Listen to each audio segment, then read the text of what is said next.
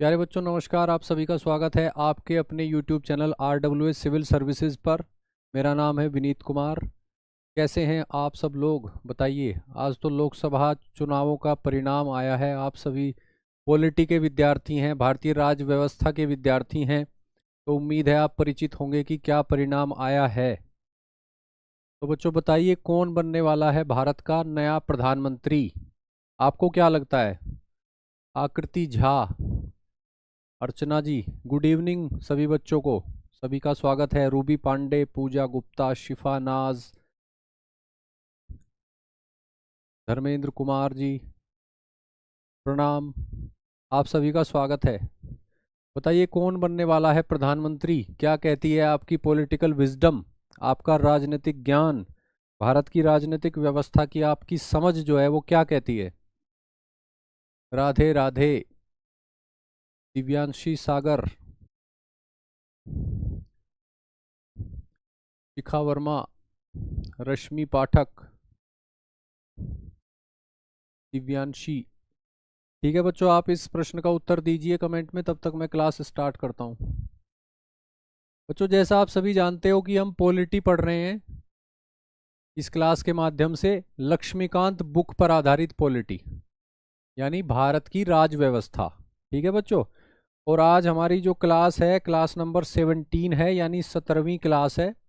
और आज हम पढ़ने वाले हैं संविधान की प्रस्तावना, भारत के संविधान की प्रस्तावना और उससे संबंधित विभिन्न पहलू जिन पर प्रश्न जो है बना करते हैं आपकी मुख्य परीक्षा में, सिविल सेवा की मुख्य परीक्षा में। ठीक है बच्चों, preamble preamble of the constitution आज हम पढ़ने वाले हैं। तो ये क्लियर है बच्चों? जल्दी से सभी बच्चे जुड़ जाएं, मैं क्लास स्टार्ट करता हूँ। गुड इवनिंग आलोक पाल, सरिता चौधरी जी, गुड इवनिंग। आप सभी बच्चों को गुड इवनिंग।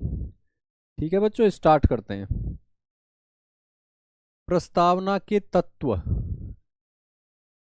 प्रस्तावना के क्या क्या तत्व हैं ये एम लक्ष्मीकांत बुक में दिए गए हैं। 4 पॉइंट्स कवर किए गए हैं। इससे पहले कुछ बेसिक जानकारी ले लेते हैं। अमेरिका का संविधान वो पहला लिखित संविधान था जिसमें प्रस्तावना शामिल की गई थी, यानी प्रस्तावना नाम का एक सेक्शन था संविधान की शुरुआत में ही। और उसकी शुरुआत भी ऐसे ही होती है जैसे हमारी प्रस्तावना की हुई बाद में, we the people of United States, यहां से शुरुआत होती है अमेरिका के संविधान की प्रस्तावना की।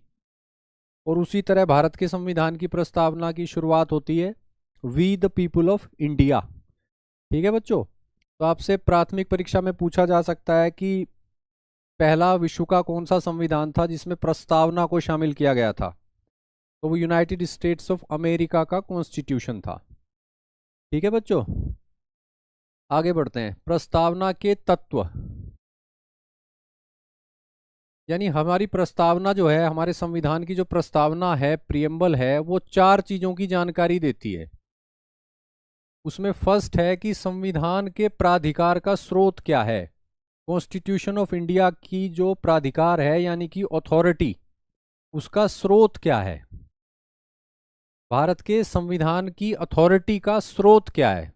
ठीक है बच्चों, स्रोत आप जानते हैं कि स्रोत है भारत की जनता, भारत की जनता, और कहें तो we the people of India.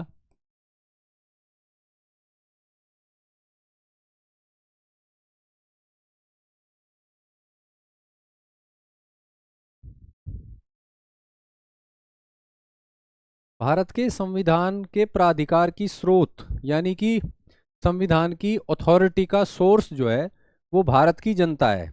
We the people of India, हम भारत के लोग अपनी संविधान सभा के माध्यम से अपने लिए एक संविधान बनाकर उसको अंगीकृत करते हैं, उसको स्वीकार करते हैं। ठीक है बच्चों, तो ये आप समझ गए कि प्राधिकार का स्रोत है भारत की जनता, we the people of India. उसके बाद भारतीय राज्य की प्रकृति क्या है, नेचर ऑफ इंडियन स्टेट। भारतीय राज्य यानी इंडियन स्टेट की प्रकृति क्या है, नेचर क्या है, ये भी प्रस्तावना में दिया गया है। क्या प्रकृति है? संप्रभु है,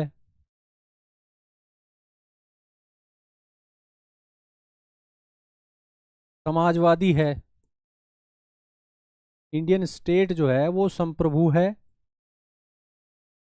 समाजवादी है, धर्मनिरपेक्ष है,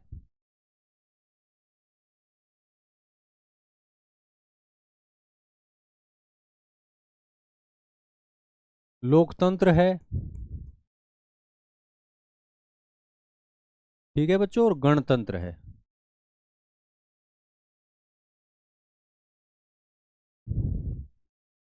यह आपको क्लियर हुआ?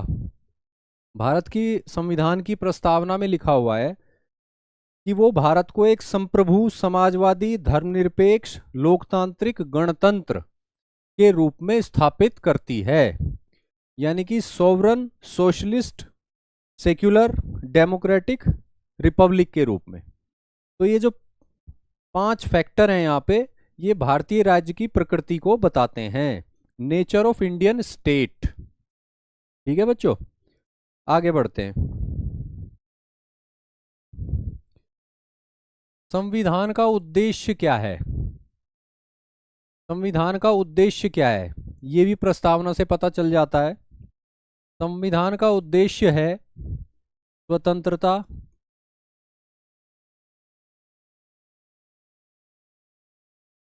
समानता,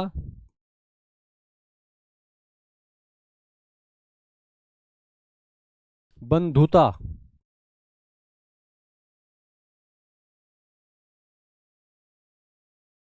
और न्याय की स्थापना करना। भारत के संविधान की प्रस्तावना कहती है कि उसका उद्देश्य जो है, संविधान का जो उद्देश्य है वो भारत में स्वतंत्रता, समानता, बंधुता और न्याय की स्थापना करना है। ठीक है बच्चों, न्याय की स्थापना यानी जस्टिस। अब इनमें से एक बात हमारे लिए महत्वपूर्ण है कि न्याय, जस्टिस का जो आइडियल आया है वो रशियन रिवॉल्यूशन से आया है, यानी रशियन क्रांति 1917 की। ठीक है बच्चों, बंधुता का जो आइडियल है वो फ्रेंच रिवॉल्यूशन से आया है, यानी फ्रांस की क्रांति। ठीक है बच्चों, आगे बढ़ते हैं।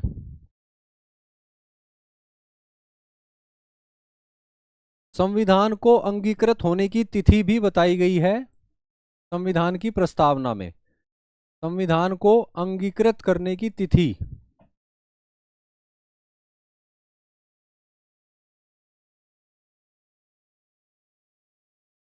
ठीक है बच्चों, संविधान को अंगीकृत जिस तिथि को किया गया 1949 में, वो प्रस्तावना में ही लिखी गई है। ठीक है बच्चों, ये बात आपको क्लियर हुई? आगे बढ़ते हैं। प्रस्तावना के तत्व, यानी कि संविधान के प्राधिकार का स्रोत भारत की जनता है। भारतीय राज्य की जो प्रकृति है वो संप्रभु, समाजवादी, धर्मनिरपेक्ष, लोकतांत्रिक, गणतंत्र की है। संविधान के जो उद्देश्य हैं वो स्वतंत्रता, समानता, बंधुता और न्याय की स्थापना करना है।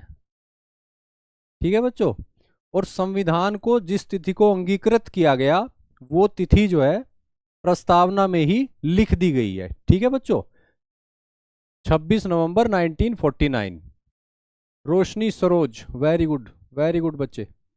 ठीक है बच्चों, आगे बढ़ते हैं। प्रस्तावना के मुख्य शब्द, अब हम देख लेते हैं कि प्रस्तावना में जो भारी भरकम से शब्दों का इस्तेमाल किया गया है उनका बेसिक अर्थ क्या है। जैसे संप्रभुता, धर्मनिरपेक्षता, समाजवादी, लोकतंत्र, गणतंत्र, स्वतंत्रता, समानता, बंधुत्व, न्याय, इसके अलावा राष्ट्रीय एकता, क्षेत्रीय अखंडता, ये जो शब्द जो है जिनका इस्तेमाल किया गया है उनके अर्थ देख लेते हैं वन बाय वन। ठीक है बच्चों, तो प्रस्तावना के मुख्य शब्द उनको देख लेते हैं। सबसे पहले संप्रभुता से शुरू करते हैं, यानी सोवर्निटी। सोवर्निटी यानी संप्रभुता। संप्रभुता का अर्थ क्या है? संप्रभुता का अर्थ है कि भारत जो है वो एक स्वतंत्र राज्य है, स्वतंत्र राज्य यानी इंडिपेंडेंट स्टेट है। सबसे पहला तो अर्थ यही है।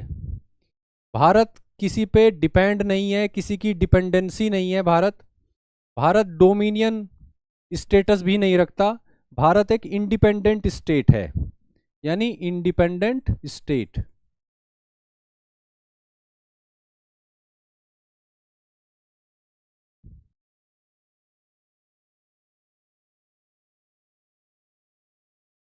भारत एक स्वतंत्र राज्य है, इंडिपेंडेंट स्टेट। ठीक है बच्चों, तो संप्रभुता का पहला जो फैक्टर है वो तो यही है। दूसरा देख लेते हैं। भारत राज्य जो है, इंडियन स्टेट, उसके ऊपर कोई सत्ता नहीं है। यानी भारत संबंधित मामलों को अगर देखा जाए तो भारत राज्य उनको मैनेज करेगा। भारत राज्य से ऊपर कोई सत्ता नहीं है। भारत राज्य भारत के संदर्भ में सर्वोच्च सत्ता है। ठीक है बच्चों, भारत राज्य के ऊपर कोई दूसरी सत्ता नहीं है। आकाश कुमार जी गुड इवनिंग, अनामिका जी गुड इवनिंग। बच्चों टाइमली क्लास से जुड़ जाया कीजिए, उसके बाद थोड़ा सा आपको परेशानी होती होगी कि क्लास में क्या चल रहा है, कितनी निकल गई, अभी हम कहाँ पर हैं।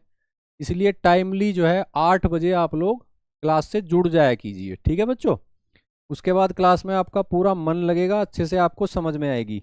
बीच में जुड़ोगे तो फिर थोड़ा सा समझने में दिक्कत हो सकती है। ठीक है बच्चों, संप्रभुता का जो तीसरा फैक्टर है कि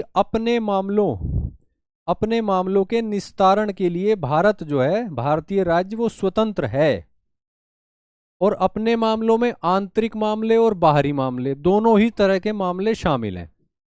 यानी इंडियन स्टेट जो है वो इंडिया के इंटरनल मैटर्स और इंडिया के एक्सटर्नल मैटर्स, यानी फॉरेन पॉलिसी, विदेश नीति से संबंधित मामले या आंतरिक मामले, इन सभी मामलों को निपटाने के लिए, निस्तारण के लिए, उनको हैंडल करने के लिए स्वतंत्र है, इंडिपेंडेंट है।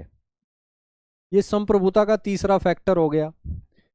ठीक है बच्चों, और संप्रभुता में ये भी बात आती है कि भारत इंडियन स्टेट जैसे संप्रभु है तो इंडियन स्टेट को यह अधिकार है कि वो विदेशी भूमि का अधिग्रहण कर सकता है, किसी फॉरेन टेरिटरी को एक्वायर कर सकता है, भारत के राज्य क्षेत्र में ऐड कर सकता है। ठीक है बच्चों, और इसके अलावा अपनी भूमि, जो भारत के राज्य क्षेत्र की भूमि है, उसका त्याग भी कर सकता है। ठीक है बच्चों,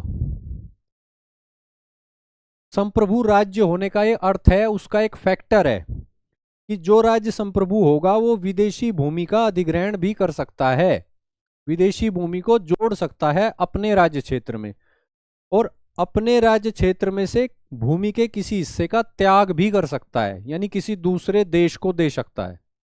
ठीक है बच्चों, तो संप्रभुता की अगर बेसिक सी परिभाषा या बेसिक से फैक्टर देखे जाएं तो उसमें ये 4 आएंगे। ठीक है बच्चों, भारत एक स्वतंत्र राज्य है, इंडिपेंडेंट स्टेट है, कोई डिपेंडेंसी नहीं है, डोमिनियन स्टेटस भी नहीं है, इंडिपेंडेंट है। भारत राज्य के ऊपर कोई सत्ता नहीं है, सर्वोच्च सत्ता है भारत के मामले में, भारत राज्य क्षेत्र के संबंध में, भारत के नागरिकों के संबंध में भारत राज्य सर्वोच्च है। अपने आंतरिक मामले और बाहरी मामलों को हैंडल करने के लिए पूरी तरह स्वतंत्र है, पूरी तरह से इंडिपेंडेंट है, इंडियन स्टेट। ठीक है बच्चों, और संप्रभु राज्य होने के नाते विदेशी भूमि का अधिग्रहण भी कर सकता है और अपनी भूमि का त्याग भी कर सकता है, ये उसको अधिकार है इंडियन स्टेट को, क्योंकि इंडियन स्टेट एक फुल्ली सॉवरन स्टेट है, यानी संप्रभु राज्य है। ठीक है बच्चों, तो प्रस्तावना में जो शब्द प्रयोग हुआ संप्रभुता, उसके बारे में आपने बेसिक सी जानकारी ले ली। अब आगे बढ़ते हैं।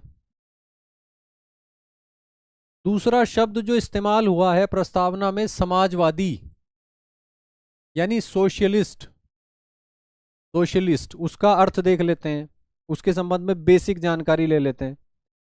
ठीक है बच्चों, आप जानते हैं कि 42वें संविधान संशोधन के द्वारा, यानी कि 1976 में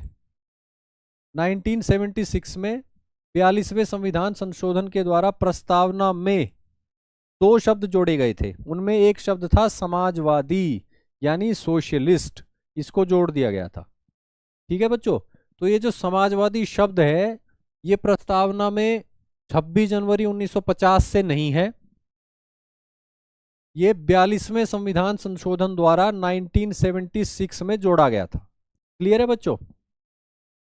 लेकिन ऐसा नहीं है कि जिस वर्ष या जिस तिथि को समाजवादी शब्द जो है प्रस्तावना में जोड़ा गया उससे पहले भारतीय राज्य की प्रकृति जो है वो समाजवादी नहीं थी, ऐसा नहीं है। समाजवादी मूल्य, समाजवादी उद्देश्य भारत के संविधान का भाग हैं उसी दिन से जिस दिन जो है संविधान अपनाया गया था और जिस दिन से उसको लागू किया गया था। भारत के संविधान के जो भाग 4 है यानी कि राज्य की नीति के निदेशक तत्व, directive principles of state policy, उसमें समाजवादी उद्देश्य या कहें कि समाजवादी सिद्धांत जो हैं वो शुरू से ही मौजूद हैं, यानी 26 जनवरी 1950 से ही मौजूद हैं। यानी इंडियन स्टेट की जो नेचर है उसका एक फैक्टर है उसका समाजवादी होना, और ये नेचर जो है ये 26 जनवरी 1950 से ही है। हालांकि 1976 में एक्सप्लिसिट रूप से समाजवादी शब्द को जो है प्रस्तावना में जोड़ दिया गया था। ठीक है बच्चों, राज्य की नीति के निदेशक तत्वों में अनेक ऐसे अनुच्छेद हैं जो समाजवादी मूल्यों की बात करते हैं, समाजवादी लक्ष्यों की बात करते हैं। जैसे श्रमिकों को इंडस्ट्री के प्रबंधन में भागीदारी देने की दिशा में कदम उठाएगा राज्य, कार्य की परिस्थितियां हैं उनको अच्छी करेगा, आय की संपत्ति की असमानताओं को कम किया जाएगा। ठीक है बच्चों, तो ये जो आर्थिक रूप से असमानताओं को कम करने की बात है, श्रमिकों के अधिकारों की बात है, कार्य की परिस्थितियों को बेहतर करने की बात है, ये सभी जो हैं ये समाजवादी उद्देश्य हैं, समाजवादी।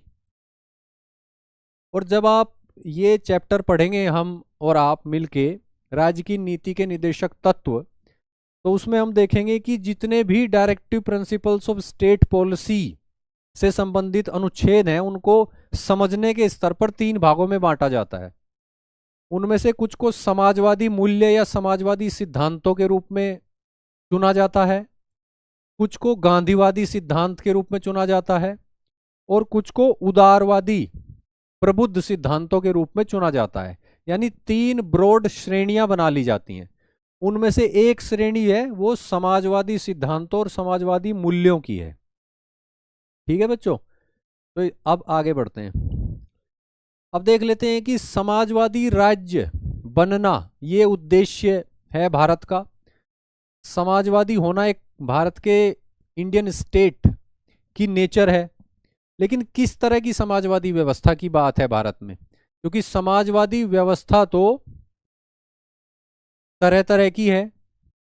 वैज्ञानिक समाजवादी व्यवस्था है, इसके अलावा फेबियन सोशलिज्म है, कई तरह की समाजवादी व्यवस्था विश्व में प्रचलित है। भारत के संविधान में जिस समाजवाद की बात हो रही है वो लोकतांत्रिक समाजवाद है। लोकतांत्रिक समाजवाद, लोकतांत्रिक समाजवाद यानी डेमोक्रेटिक सोशलिज्म। भारत के संविधान में जिस समाजवाद की चर्चा है वो लोकतांत्रिक समाजवाद है यानी डेमोक्रेटिक सोशलिज्म। डेमोक्रेटिक सोशलिज्म को आप सीधे ऐसे समझिए कि समाजवादी उद्देश्यों की प्राप्ति करनी है लेकिन लोकतांत्रिक तरीकों से, हिंसा के माध्यम से नहीं, वर्ग संघर्ष यानी क्लास स्ट्रगल के माध्यम से नहीं, प्राइवेट प्रॉपर्टी को एबोलिश करने के माध्यम से नहीं, बल का प्रयोग करके आर्थिक समानता स्थापित करने के प्रयासों के द्वारा नहीं, बल्कि लोकतांत्रिक तरीके से, चुनावों के माध्यम से, राजनीतिक प्रक्रिया से सबको जोड़कर, सबके द्वारा चुनी गई सरकार के माध्यम से लोक कल्याणकारी नीतियों को लागू करके उसके माध्यम से समाजवादी उद्देश्यों को लागू करना है लोकतांत्रिक प्रक्रिया के द्वारा, डेमोक्रेटिक प्रोसेस से। तो इसको बोला जाएगा लोकतांत्रिक समाजवाद। ठीक है बच्चों, हमारी जो सुप्रीम कोर्ट है यानी उच्चतम न्यायालय है, उसने भी डेमोक्रेटिक सोशलिज्म को बताया है कि डेमोक्रेटिक सोशलिज्म क्या होता है, उसका उद्देश्य क्या है। यानी लोकतांत्रिक समाजवाद जो हमने अपनाया है संविधान में, उसका उद्देश्य क्या है, उसके अंतर्गत किया क्या जाना है, ये बताया है उच्चतम न्यायालय ने। और सुप्रीम कोर्ट ने क्या उद्देश्य बताए हैं लोकतांत्रिक समाजवाद के? गरीबी, उपेक्षा, बीमारी और अवसर की असमानता को समाप्त करना। ठीक है बच्चों, सुप्रीम कोर्ट का कहना है कि लोकतांत्रिक समाजवाद जो भारत के संविधान में अपनाया गया है, उसका उद्देश्य क्या है? उसका उद्देश्य है गरीबी यानी पॉवर्टी, उपेक्षा यानी इग्नोरेंस, बीमारी यानी डिजीज और अवसर की असमानता यानी इन इक्वालिटी ऑफ अपॉर्चुनिटी, इनको समाप्त करना।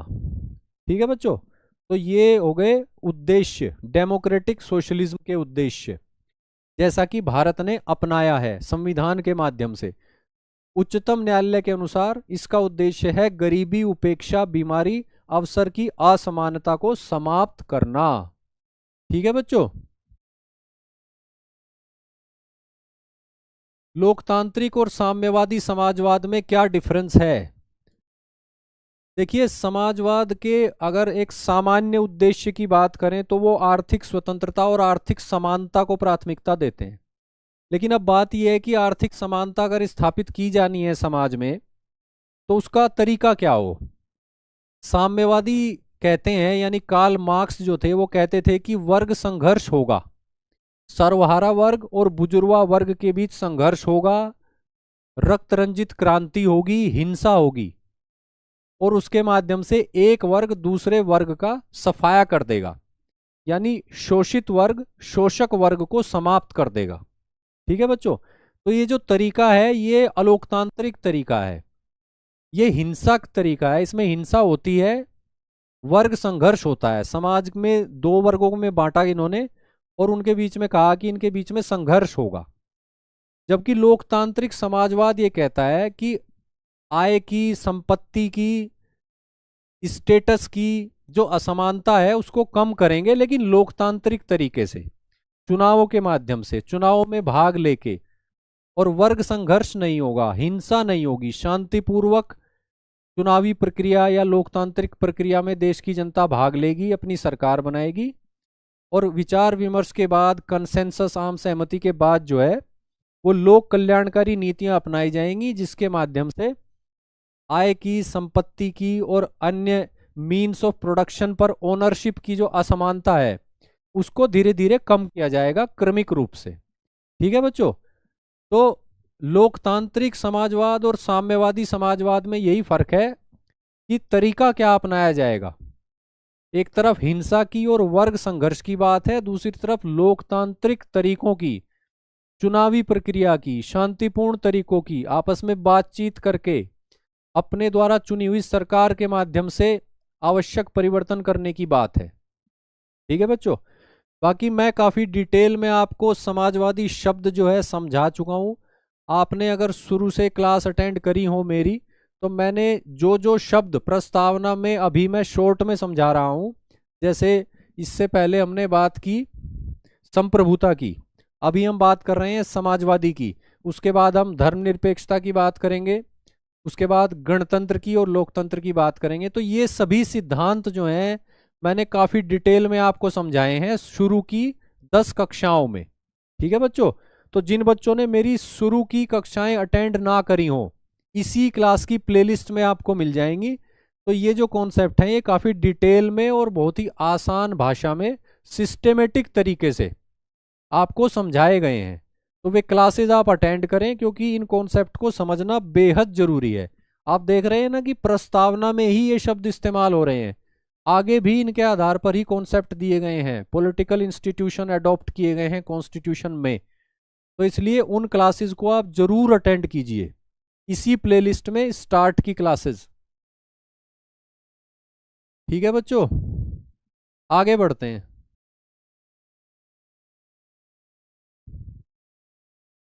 अगला जो शब्द है जो प्रस्तावना में यूज हुआ है वो है धर्मनिरपेक्ष यानी सेक्युलर।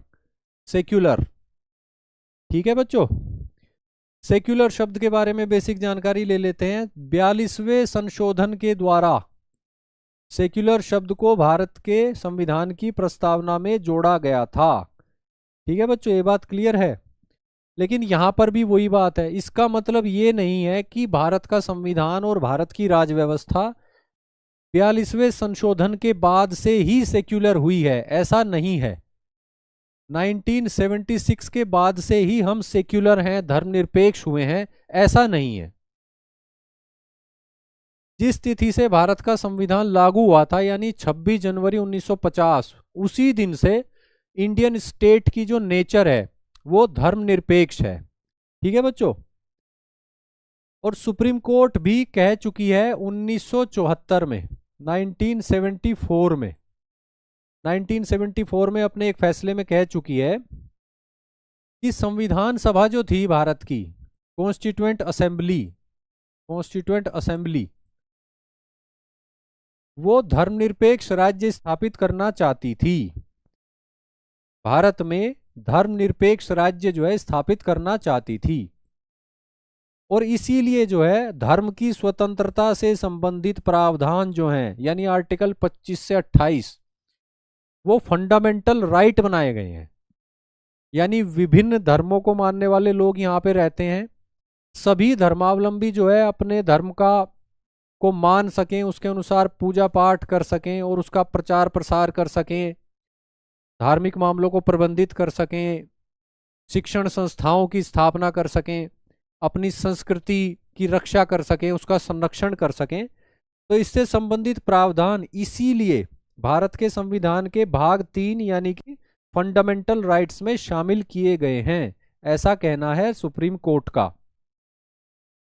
1974 में सुप्रीम कोर्ट ने कहा कि संविधान सभा धर्मनिरपेक्ष राज्य स्थापित करना चाहती थी, इसीलिए आर्टिकल 25 से 28 यानी धर्म की स्वतंत्रता संबंधी जो अधिकार हैं उनको फंडामेंटल राइट बनाया गया है, यानी मौलिक अधिकार। ठीक है बच्चों। भारत के संविधान में जो धर्मनिरपेक्षता अपनाई गई है वो सकारात्मक सिद्धांत है। सकारात्मक सिद्धांत, इसकी चर्चा हमने पिछली क्लासेस में भी करी थी जब हम संविधान की विशेषताएं पढ़ रहे थे। एक्चुअली ये सारे कॉन्सेप्ट हमने तब भी डिस्कस किए थे जब हम पिछली 2 कक्षाओं में संविधान की विशेषताएं पढ़ रहे थे। तो कुछ थोड़ा सा आपको रिपीटिशन भी लग सकता है, लेकिन एम लक्ष्मीकांत में ऐसे ही दिया हुआ है तो हम ऐसे ही पढ़ रहे हैं। ठीक है बच्चों। भारतीय संविधान में धर्मनिरपेक्षता की सकारात्मक सिद्धांत लिया गया है, यानी कि पॉजिटिव कॉन्सेप्ट। पॉजिटिव कॉन्सेप्ट का अर्थ है कि इंडियन स्टेट की नज़र में सभी धर्म समान हैं। इंडियन स्टेट की तरफ से सभी धर्मों को समान सपोर्ट मिलेगा, समान रेस्पेक्ट मिलेगी और समान मिलेगा संरक्षण। ठीक है बच्चों, ये सकारात्मक सिद्धांत है धर्मनिरपेक्षता का। नकारात्मक सिद्धांत यूरोप में इवोल्व हुआ या डेवलप हुआ या उद्भव उसका हुआ और वहां पे वो इंप्लीमेंट किया जाता है। उसका अर्थ है कि राज्य जो है वो धार्मिक मामलों से कंप्लीट सेपरेशन मेंटेन करेगा, यानी रिलीजियस मैटर्स से दूर रहेगा राज्य पूरी तरह से। अब अलग अलग कॉन्सेप्ट अपनाए गए धर्मनिरपेक्षता के भारत में और यूरोप में। इसकी वजह यह है कि कंडीशंस दोनों जगह अलग अलग हैं। भारत में मल्टी रिलीजियस सोसाइटी है, अनेकों धर्म हैं, अनेकों धर्मों को मानने वाले लोग एक साथ रहते हैं। यूरोप में ऐसा नहीं है, वहाँ प्रीडोमिनेंटली क्रिश्चियन कम्युनिटीज़ हैं, तो वहाँ की सिचुएशन अलग थी। तो वहाँ पे नकारात्मक सिद्धांत डेवलप हुआ धर्मनिरपेक्षता का, यानी स्टेट और रिलीजियन के बीच में कंप्लीट सेपरेशन। ठीक है बच्चों।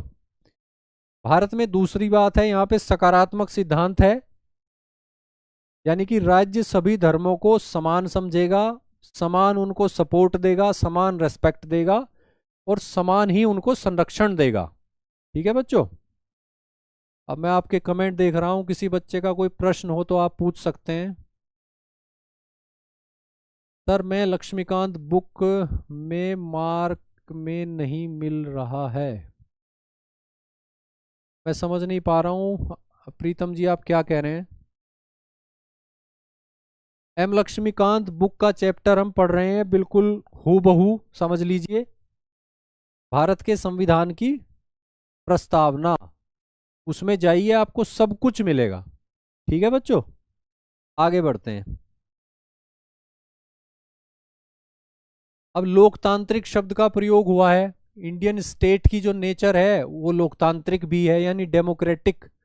डेमोक्रेटिक, तो इसको देख लेते हैं कि डेमोक्रेटिक होने का क्या अर्थ है।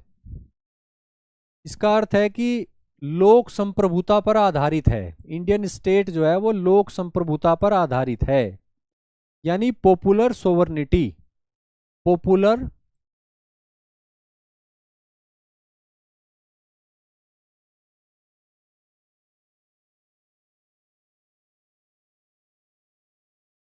पॉपुलर सोवर्निटी पर आधारित है। संप्रभुता भारत की जनता में है और उसके माध्यम से वो संविधान सभा से होते हुए संविधान में आई। ठीक है बच्चों, जैसा कि हमने पहले भी पढ़ा कि संविधान के प्राधिकार का स्रोत है भारत की जनता। ठीक है बच्चों, संविधान की अथॉरिटी का स्रोत है भारत की जनता।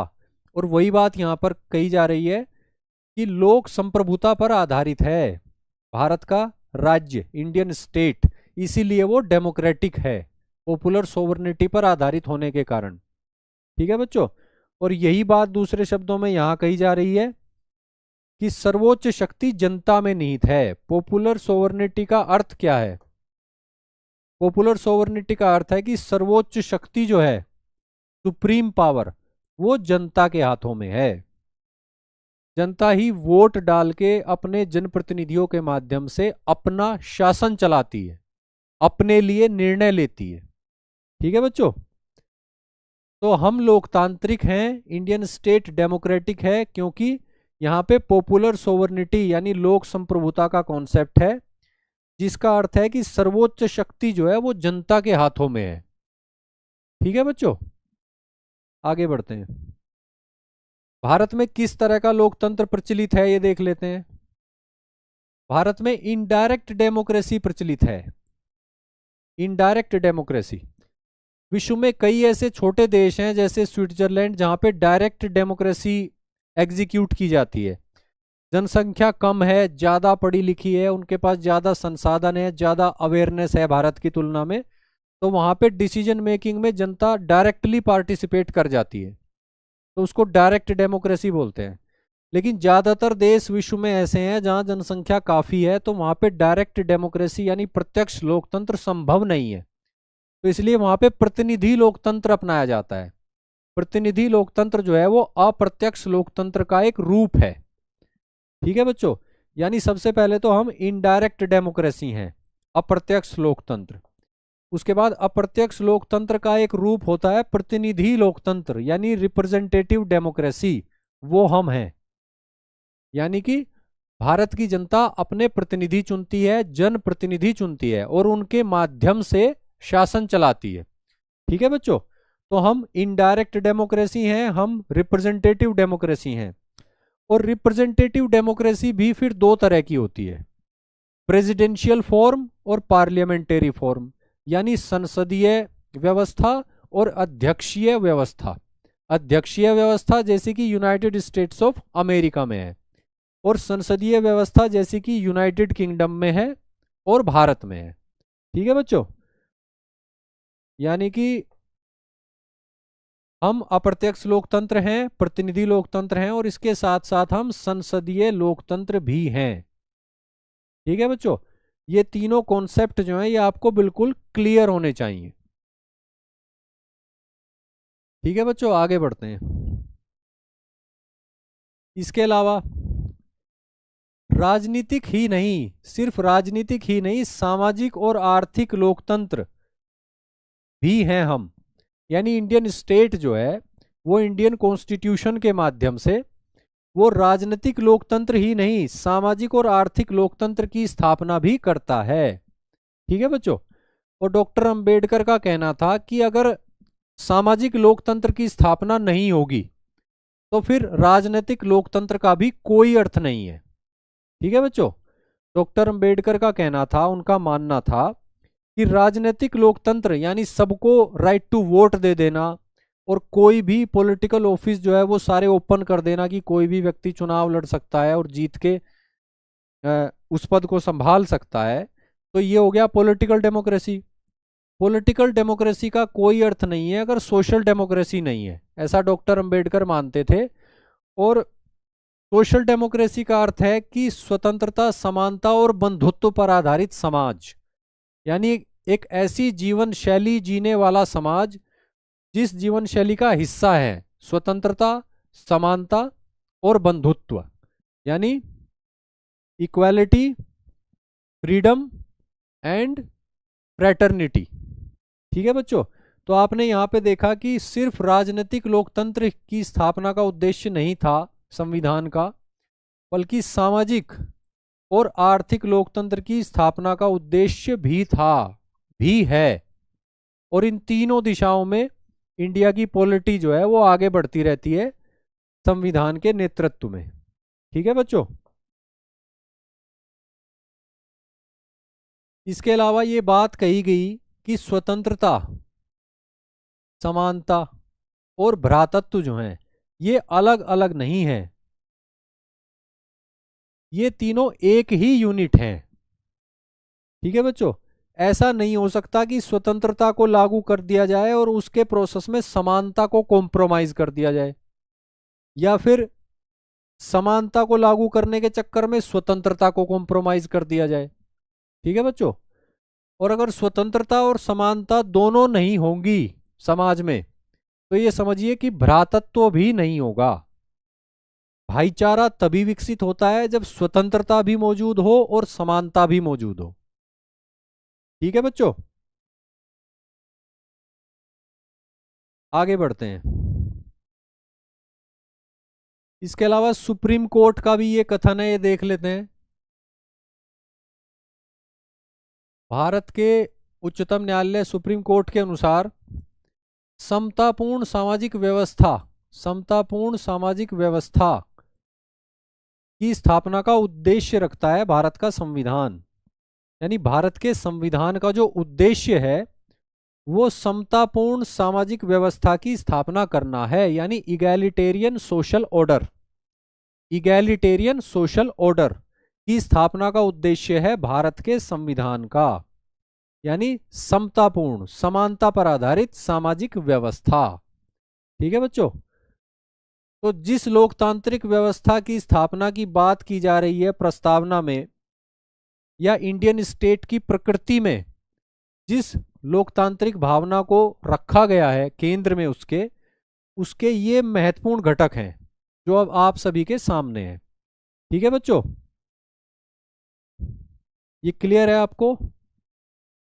आगे बढ़ते हैं। गणतंत्र, भारत एक गणतंत्र भी है। गणतंत्र शब्द का प्रयोग हुआ है प्रस्तावना में, रिपब्लिक, इसको इंग्लिश में बोलेंगे रिपब्लिक। ठीक है बच्चों, कौन सा राज्य रिपब्लिक होता है, क्या मिनिमम कंडीशन होती हैं जिसके आधार पर हम किसी स्टेट को रिपब्लिकन स्टेट बोल सकते हैं, रिपब्लिक बोल सकते हैं। ठीक है बच्चों,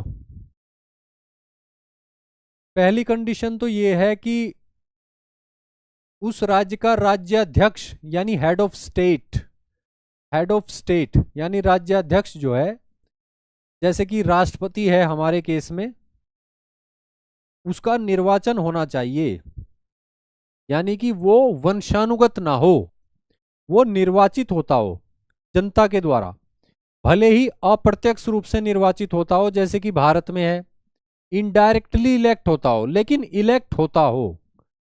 ठीक है बच्चों, राज्याध्यक्ष जो हो यानी हेड ऑफ स्टेट जो हो वो निर्वाचित होता हो निश्चित कार्यकाल के लिए। ऐसा नहीं कि आजीवन के लिए एक बार चुनाव हुए और आजीवन के लिए निर्वाचित हो गया, वो व्यवस्था नहीं, निश्चित कार्यकाल के लिए, और निश्चित कार्यकाल के बाद फिर से चुनाव का प्रावधान हो, और अगर उसी व्यक्ति को फिर से राष्ट्रपति बनने की इच्छा है तो वो चुनाव में भाग ले, फिर से जीते और फिर से राष्ट्रपति बन जाए, और चुनाव जो हो वे फ्री एंड फेयर हो, स्वतंत्र और निष्पक्ष चुनाव। ठीक है बच्चों, तो हम यहां देख पा रहे हैं कि गणतंत्र होने की यानी रिपब्लिकन सिस्टम होने की किसी स्टेट में उसकी पहली कंडीशन है कि राज्याध्यक्ष यानी हेड ऑफ स्टेट जो है, यानी कि राष्ट्रपति जो होता है ज़्यादातर केसेस में, वो निर्वाचित होना चाहिए निश्चित कार्यकाल के लिए। तो ऐसे में भारत एक रिपब्लिक हो गया, क्योंकि इंडिया में जो प्रेसिडेंट है उनका चुनाव होता है। ठीक है बच्चों। यूनाइटेड स्टेट्स ऑफ अमेरिका में 4 वर्ष के लिए वहां के राष्ट्रपति का चुनाव होता है। राष्ट्रपति ही वहां पे कार्यपालिका के अध्यक्ष भी हैं और वो ही हेड ऑफ स्टेट भी हैं। तो भारत में और यूएसए में गणतांत्रिक व्यवस्था हो गई, रिपब्लिकन सिस्टम हो गया। यूनाइटेड किंगडम में ऐसा नहीं है। यूनाइटेड किंगडम के जो हेड ऑफ स्टेट हैं वो वहां के राज परिवार से होते हैं, यानी कि या तो राजा होते हैं या तो रानी होते हैं, किंग या क्वीन। और उनका पद जो है वो वंशानुगत होता है, उनका चुनाव नहीं होता। तो इसलिए वहां पे वंशानुगत राजतंत्र है यूनाइटेड किंगडम में। वहां पे रिपब्लिकन सिस्टम नहीं है, गणतांत्रिक व्यवस्था नहीं है। ये बात अलग है कि वहां पे निरंकुश राजतंत्र नहीं है, संवैधानिक राजतंत्र है। यानी कि संप्रभुता वहां पे संसद में है, यानी वहां भी संप्रभुता जनता में ही है। तो वहां पे संवैधानिक राजतंत्र है, लेकिन हेड ऑफ स्टेट जो है उनका वो वंशानुगत है। ठीक है बच्चों। गणतंत्र यानी रिपब्लिक कोई राज्य हो तो उसकी दूसरी शर्त क्या होगी? दूसरी शर्त ये होगी कि राजनैतिक संप्रभुता जो है वो लोगों में हो। यानी बात वही है कि पॉपुलर सोवर्निटी का कॉन्सेप्ट हो, लोक संप्रभुता का। पॉपुलर सोवर्निटी, लोक संप्रभुता का। संप्रभुता जो है वो किसी एक व्यक्ति में ना हो, जैसे कि हुआ करती थी निरंकुश राजतंत्र के समय। जब निरंकुश राजतंत्र हुआ करता था उस समय संप्रभुता जो है एक ही व्यक्ति में हुआ करती थी। तो गणतंत्र में ऐसा नहीं है। गणतंत्र में यानी रिपब्लिकन सिस्टम में राजनीतिक संप्रभुता जो है वो लोगों में होती है, यानी पॉपुलर सोवर्निटी, लोक संप्रभुता का कॉन्सेप्ट है। ठीक है बच्चों। और ये डेमोक्रेसी में भी होता है ये फैक्टर, तो ये हमने पिछली स्लाइड में पढ़ा। ठीक है बच्चों, आगे बढ़ते हैं। गणतंत्र होने की तीसरी जो शर्त है वो क्या है? वो है कि समाज में किसी विशेषाधिकारी वर्ग की अनुपस्थिति होनी चाहिए। कोई ऐसा वर्ग नहीं होना चाहिए जिसको विशेषाधिकार प्राप्त हो, यानी सामाजिक असमानता जो है वो संस्थागत नहीं होनी चाहिए। और विशेषाधिकारी वर्ग नहीं हो, इसी को दूसरे शब्दों में कहा जाता है कि नागरिकों में कोई भेदभाव नहीं होना चाहिए। भेदभाव नहीं होना चाहिए। ठीक है बच्चों। कोई विशेषाधिकारी वर्ग नहीं होना चाहिए। इसका एक अर्थ यह भी निकलता है कि राज्य के अंतर्गत जितने भी पद हों वो सभी के लिए खुले हुए हों। अगर विशेषाधिकारी वर्ग होगा तो फिर उन पदों पर उसी विशेषाधिकारी वर्ग से नियुक्तियां की जाएंगी, जैसा कि निरंकुश राजतंत्र व्यवस्था के अंतर्गत किया जाता था पहले। ठीक है बच्चों। गणतंत्र में चूंकि सभी राजनीतिक पद जो हैं वो जनता के लिए खुले हुए होते हैं, इसलिए कोई भी विशेषाधिकारी वर्ग नहीं होता और नागरिकों के बीच में किसी भी तरह का भेदभाव नहीं किया जाता। ये बात क्लियर है बच्चों आपको?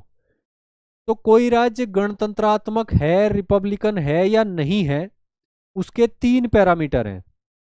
हेड ऑफ स्टेट निर्वाचित होना चाहिए, राजनीतिक संप्रभुता लोगों में होनी चाहिए, विशेषाधिकारी वर्ग जैसा कुछ भी नहीं होना चाहिए, नागरिकों के बीच कोई भेदभाव नहीं होना चाहिए। तो ये बात क्लियर है बच्चों आप सभी को? गणतंत्र, रिपब्लिक।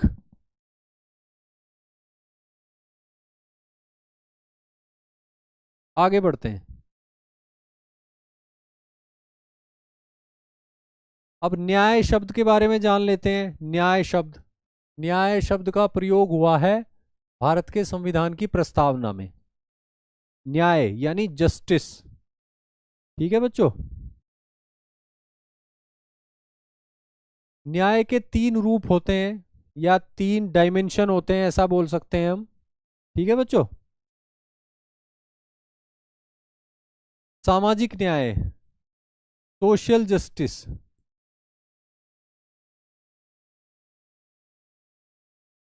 सामाजिक न्याय। यहाँ एक बात महत्वपूर्ण ये भी है, किसी प्रारंभिक परीक्षा में आपसे पूछा जा सकता है कि भारत के संविधान की प्रस्तावना में कितने तरह के न्याय की बात की गई है। ठीक है बच्चों, तो ये महत्वपूर्ण है कि भारत के संविधान की प्रस्तावना में सामाजिक, आर्थिक और राजनीतिक न्याय की बात की गई है, यानी 3 तरह के न्याय की बात की गई है। क्लियर है बच्चों? तीनों का अर्थ हम देख लेते हैं। सामाजिक न्याय मतलब सोशल जस्टिस, इसका अर्थ क्या है? इसका अर्थ यह है कि राज्य जो है समान व्यवहार करेगा, समानता का व्यवहार करेगा, भेदभाव नहीं करेगा। ठीक है बच्चों, सामाजिक स्तर पर सभी समान होंगे, राज्य के दर द्वारा सभी को समान व्यवहार किया जाएगा, राज्य भेदभाव नहीं करेगा। ठीक है बच्चों, विशेषाधिकारी वर्ग नहीं होगा, कोई भी किसी किस्म के विशेषाधिकार नहीं होंगे।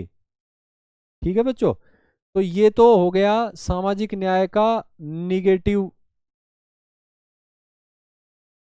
डायमेंशन, यानी कि राज्य जो है वो भेदभाव नहीं करेगा, किसी को विशेषाधिकार नहीं देगा।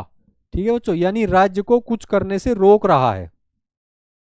ये हो गया सामाजिक न्याय का पॉजिटिव डायमेंशन। इसका क्या अर्थ हुआ? इसका अर्थ ये हुआ कि यहां पे राज्य को कुछ करने के लिए भी कहा जा रहा है, यानी एक तो राज्य को रोका जा रहा है कि वो भेदभाव नहीं करेगा, विशेषाधिकारी नहीं बनाएगा किसी वर्ग को। दूसरी तरफ राज्य को कहा जा रहा है कि ऐतिहासिक रूप से जो पिछड़े हुए, वंचित और भेदभाव झेल चुके भारत के समाज के वर्ग हैं, उनके फेवर में सकारात्मक कार्रवाई करेगा, एफर्मेटिव एक्शन करेगा राज्य। तो यहां पे कुछ पॉजिटिव करने के लिए कहा जा रहा है राज्य को। सकारात्मक कार्रवाई शब्द का इस्तेमाल तो नहीं किया गया है भारत के संविधान में, यानी एफर्मेटिव एक्शन, एफर्मेटिव एक्शन शब्द का प्रयोग तो नहीं किया गया है, लेकिन आरक्षण शब्द का प्रयोग किया गया है, सीटें आरक्षित की जा सकती हैं।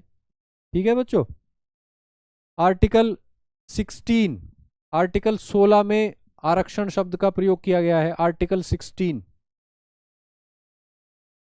आर्टिकल 15 में विशेष प्रावधान शब्द का प्रयोग किया गया है कि राज्य जो है वो कुछ वर्गों के लिए विशेष प्रावधान कर सकता है, स्पेशल प्रोविजंस कर सकता है। ठीक है बच्चों, तो सामाजिक न्याय सुनिश्चित करने के लिए इंडियन स्टेट जो है वो सकारात्मक कार्रवाई यानी एफर्मेटिव एक्शन ले सकता है, जिसके अंतर्गत एससी समुदाय, एसटी समुदाय या ओबीसी समुदाय या महिलाओं के लिए या बच्चों के लिए कुछ लोक कल्याणकारी योजनाएं चलाई जा सकती हैं, कुछ विशेष प्रावधान शामिल किए जा सकते हैं, कुछ सीटें आरक्षित की जा सकती हैं विधायिकाओं में या सरकारी नौकरियों में। ठीक है बच्चों, तो यहाँ पे एससीज के, एसटीज के, ओबीसीज के, महिलाओं के, बच्चों के लिए सकारात्मक कार्रवाई की बात भी शामिल है, यानी एफर्मेटिव एक्शन, यानी विशेष प्रावधान, यानी कि सीटें आरक्षित करना, लोक कल्याणकारी योजनाएं चलाना, ये सभी शामिल है सामाजिक न्याय को सुनिश्चित करने के लिए। ठीक है बच्चों, तो ये हमने समझा। अब आर्थिक न्याय देख लेते हैं। इकोनॉमिक जस्टिस क्या कहता है? आर्थिक न्याय, आर्थिक न्याय कहता है कि राज्य जो है आर्थिक संसाधनों के आधार पर कोई भेदभाव नहीं करेगा, यानी अमीर और गरीब के बीच कोई भेदभाव नहीं करेगा, ऐसे भी बोल सकते हैं। आर्थिक संसाधनों के आधार पर या आर्थिक आधारों पर राज्य कोई भेदभाव नहीं करेगा, और इसके साथ ही संपत्ति और आय यानी प्रॉपर्टी और इनकम की जो असमानता है उसको न्यूनतम स्तर पर लाने का प्रयास करेगा, न्यूनतम स्तर पर लाने का प्रयास करेगा, जैसा कि भारत के संविधान के भाग 4 यानी नीति के निर्देशक तत्वों में आर्टिकल 39 में लिखा हुआ है। ठीक है बच्चों, कि राज्य का यह दायित्व है कि वो संपत्ति और आय की असमानता को कम करे, न्यूनतम स्तर पर लाए। तो आर्थिक न्याय सुनिश्चित करने के लिए राज्य भेदभाव नहीं करेगा, पहली तो बात यह है। और दूसरा यह है कि कुछ सकारात्मक कदम उठाएगा, कुछ आगे बढ़ के कुछ करेगा, जिससे कि संपत्ति और आय की असमानता को न्यूनतम स्तर पर लाया जा सके। जैसे कि किसी तरह का टैक्स लगाना, कर लगाना। ठीक है बच्चों। अब यहां पे एक और कॉन्सेप्ट है वितरणात्मक न्याय, यानी डिस्ट्रीब्यूटिव जस्टिस। डिस्ट्रीब्यूटिव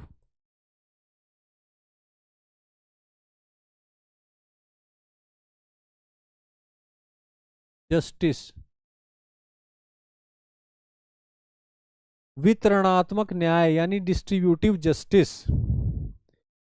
वितरणात्मक न्याय भी भारत के संविधान की प्रस्तावना में अपनाए गए न्याय का एक फैक्टर है, क्योंकि जब सामाजिक न्याय और आर्थिक न्याय को जोड़ दिया जाता है, दोनों को शामिल करके कदम उठाए जाते हैं, तो उसको बोला जाता है वितरणात्मक न्याय यानी डिस्ट्रीब्यूटिव जस्टिस। ठीक है बच्चों। सामाजिक न्याय और आर्थिक न्याय दोनों को सुनिश्चित करने के लिए जब कदम उठाए जाते हैं, तो उसको बोला जाता है वितरणात्मक न्याय यानी डिस्ट्रीब्यूटिव जस्टिस। ठीक है बच्चों। तो सामाजिक न्याय भी उद्देश्य है, आर्थिक न्याय भी उद्देश्य है, और इन दोनों के साथ होने से वितरणात्मक न्याय भी एक उद्देश्य है, डिस्ट्रीब्यूटिव जस्टिस। ठीक है बच्चों। इसके अलावा न्याय की जो तीसरी डायमेंशन है वो है राजनीतिक न्याय यानी political justice. Political justice ensure करने के लिए क्या किया जाएगा?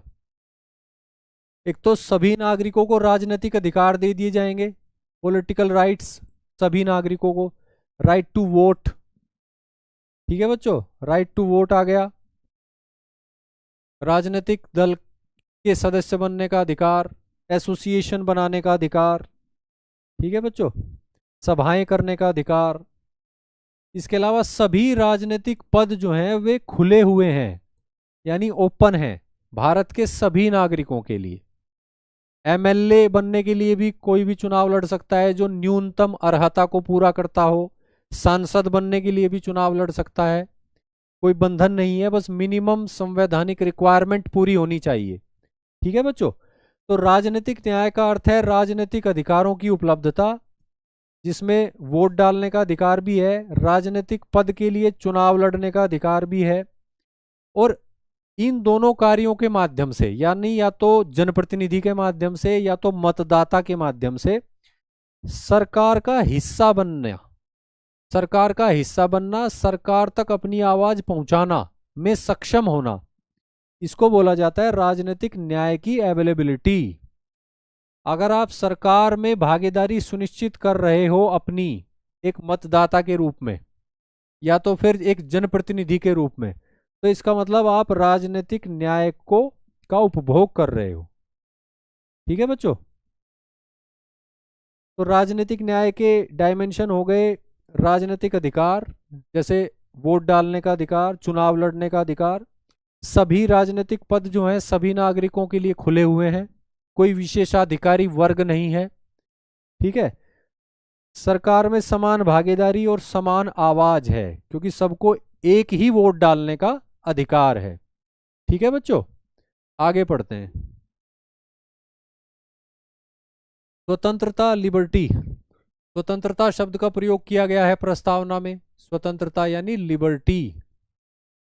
ठीक है बच्चों। लिबर्टी की डायमेंशंस क्या हैं? एक तो गतिविधियों पर रोक टोक की अनुपस्थिति। लिबर्टी यानी स्वतंत्रता का अर्थ क्या होता है? गतिविधियों पर रोक टोक की अनुपस्थिति, यानी राज्य के द्वारा नागरिकों की गतिविधियों पर रोक टोक नहीं लगाई जाएगी। ठीक है बच्चों। और इसके साथ ही एक पॉजिटिव कॉन्सेप्ट भी है कि राज्य जो है नागरिकों को उनके व्यक्तित्व के विकास के लिए अवसरों को उपलब्ध कराएगा।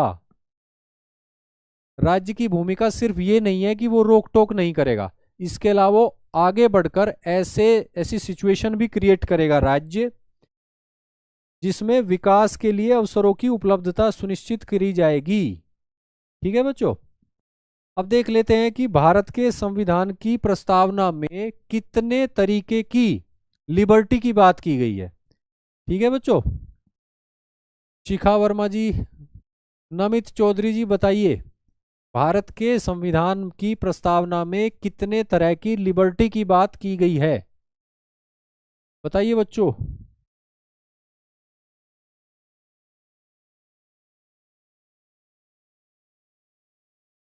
5 तरह की लिबर्टी की बात की गई है बच्चों। प्रस्तावना में स्वतंत्रता यानी लिबर्टी की जो बात की गई है वो 5 तरह की गई है। 1, 2, 3, 4, 5। विचारों की स्वतंत्रता यानी लिबर्टी ऑफ थॉट। अभिव्यक्ति की स्वतंत्रता यानी लिबर्टी ऑफ एक्सप्रेशन। मान्यता की स्वतंत्रता है यानी लिबर्टी ऑफ बिलीफ। विश्वास की स्वतंत्रता यानी लिबर्टी ऑफ फेथ। और उपासना की स्वतंत्रता यानी लिबर्टी ऑफ वर्शिप। ठीक है बच्चों, तो ये 5 वाली जो संख्या है ये आपको याद रखनी है। प्रस्तावना में किस किस प्रकार की लिबर्टी की बात की गई है ये आपको याद होना चाहिए। ठीक है बच्चों, 5 प्रकार की लिबर्टी की बात की गई है। इसके अलावा स्वतंत्रता का एक और महत्वपूर्ण डायमेंशन ये है कि स्वतंत्रताएं जो हैं वो असीमित नहीं है।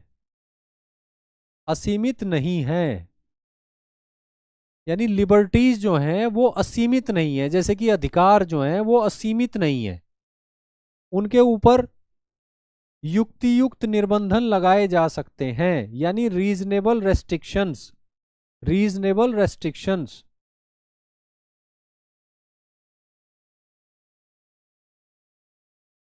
Reasonable restrictions.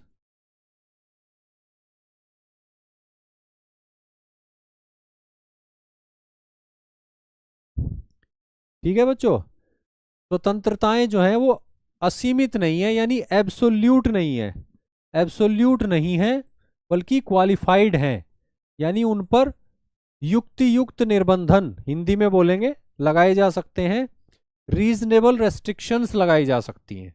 ठीक है बच्चों, जैसा कि फंडामेंटल राइट्स चैप्टर जब हम पढ़ेंगे तो अधिकार हम पढ़ते हुए चलेंगे, अधिकारों के साथ साथ किन किन आधारों पर, उन अधिकारों पर रीजनेबल रेस्ट्रिक्शंस लगाई जा सकती हैं वे आधार भी हम लोग पढ़ते हुए चलेंगे। ठीक है बच्चों, तो ये भी काफी महत्वपूर्ण कॉन्सेप्ट है कि स्वतंत्रताएं जो हैं, जो अधिकारों का ही भाग हैं, एक रूप हैं, वो एब्सोल्यूट नहीं है, वो क्वालिफाइड है। ठीक है बच्चों, आगे चलते हैं। समानता की बात कर लेते हैं। समानता जो है भारत के संविधान की प्रस्तावना में एक शब्द के रूप में प्रयुक्त हुआ है। तो समानता की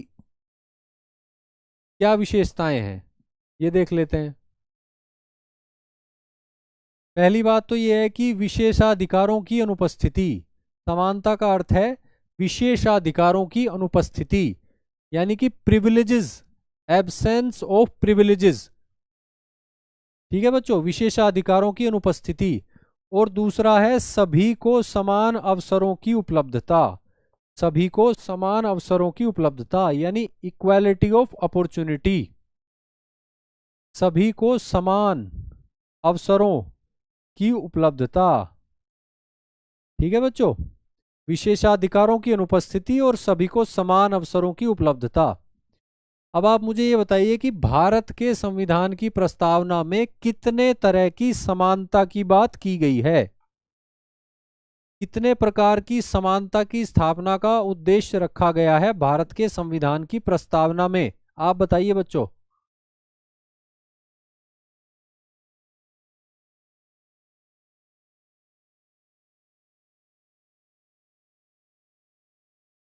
भारत के संविधान की प्रस्तावना में कितने प्रकार की समानता की बात की गई है? 2 प्रकार की, 4 प्रकार की, 5 प्रकार की? बताइए बच्चों जल्दी। राधा जी कह रही हैं 3 प्रकार की। नमित चौधरी कह रहे हैं 2 प्रकार की। खुशी ठाकुर 2 प्रकार की। जया सिंह 2 प्रकार की। जो बच्चे कह रहे हैं 2 प्रकार की वो बिल्कुल सही कह रहे हैं बच्चों। प्रस्तावना में समानता 2 प्रकार की चर्चा में है। एक तो दर्जे की समानता यानी equality of status, equality of status, और दूसरी है अवसर की समानता यानी equality of opportunity. Equality of status यानी दर्जे की समानता, और इक्वालिटी ऑफ अपॉर्चुनिटी यानी अवसरों की समानता। ठीक है बच्चों, ये बात आपको क्लियर हुई। इसके अलावा समानता के 3 आयाम भी हैं, उनको देख लेते हैं। समानता के कुछ आयाम हैं, उनको देख लेते हैं, यानी कि डायमेंशंस, इक्वालिटी की डायमेंशंस।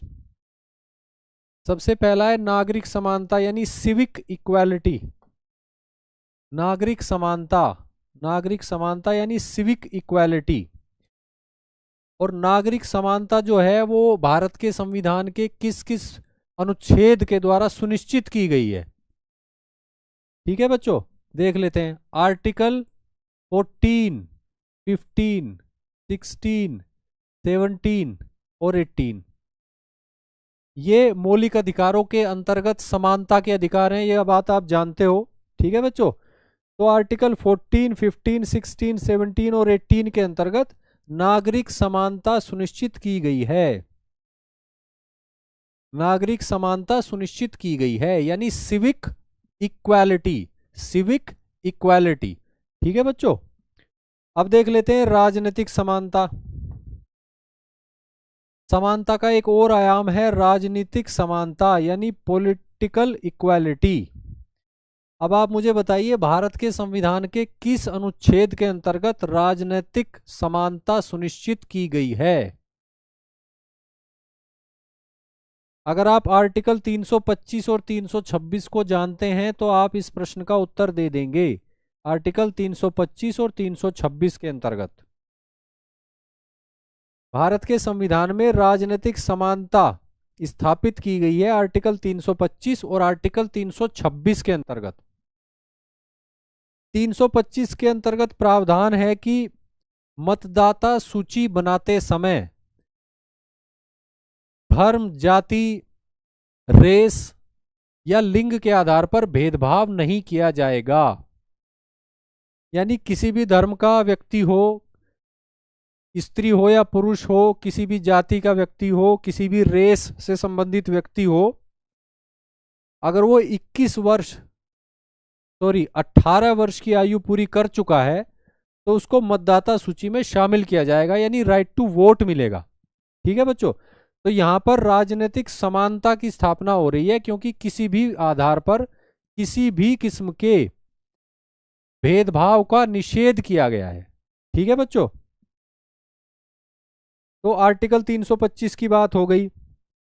उसके बाद आर्टिकल 326 की बात कर लेते हैं। 326 में ये कहा गया है कि लोकसभा के चुनाव और विधानसभाओं के चुनाव में सार्वभौमिक वयस्क मताधिकार लागू होगा। ठीक है बच्चों, सार्वभौमिक वयस्क मताधिकार लागू होगा लोकसभा चुनाव में और विधानसभा चुनाव में। तो ये दोनों आर्टिकल जो हैं, आर्टिकल 325 और आर्टिकल 326, ठीक है बच्चों, ये दोनों जो आर्टिकल हैं ये राजनीतिक समानता सुनिश्चित करते हैं। क्लियर है बच्चों ये बात आपको? ठीक है बच्चों, आगे बढ़ते हैं। रिंकू राजपूत जी पूछ रहे हैं कि समता और समानता में क्या अंतर है? कोई खास अंतर नहीं है। देखिए, राजनीतिक दर्शन के स्तर पर और पॉलिटिकल साइंस के स्तर पर जाकर देखेंगे तो समानता और समता में अंतर मिल जाएगा, लेकिन संविधान के दृष्टिकोण से और सिविल सेवा परीक्षा के सामान्य अध्ययन के दृष्टिकोण से देखा जाए अगर, तो कोई खास अंतर नहीं है, एक ही बात है। ठीक है बच्चों, हो सकता है कल आप मुझसे पूछो कि पंथ निरपेक्ष और धर्म निरपेक्ष में कोई अंतर है क्या, तो मैं कहूंगा कि कोई अंतर नहीं है। सेक्युलर वर्ड यूज हुआ है भारत के संविधान में, उसी को आप जो है पंथ निरपेक्ष भी लिख सकते हो, धर्म निरपेक्ष भी लिख सकते हो।